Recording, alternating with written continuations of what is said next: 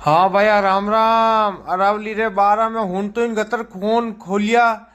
दूसरा पहाड़ कटी गया, कोई कहीं नहीं कर सकियो।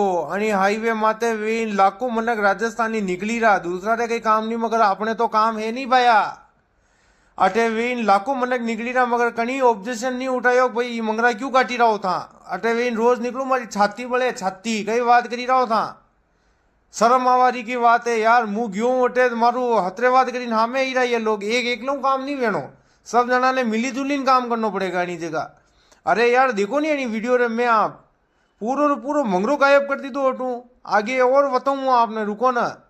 अरे यार रातों रात गायब करने वाला आदमी है ये, एक जनो डबे यो आनी जगह या सी पहाड़ी हुई, पूरो रे पूरी पहाड़ी हुई है, पूरी री पूरी रातों रात खाई गया। 15 दिन ही नहीं लगा छो मंगरा ने हटावा में एना ने। अतरा खतरनाक आदमी है यो।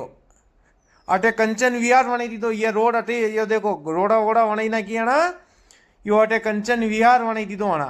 या पूरो मंगरो यो, हरियो भरियो मंगरो हो मस्त।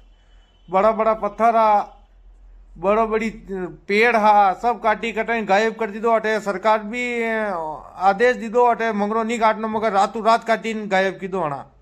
हाणु कौन जीती सके, कई कोई नहीं जीती सके। अच्छो बढ़िया नजारो सब खत्म।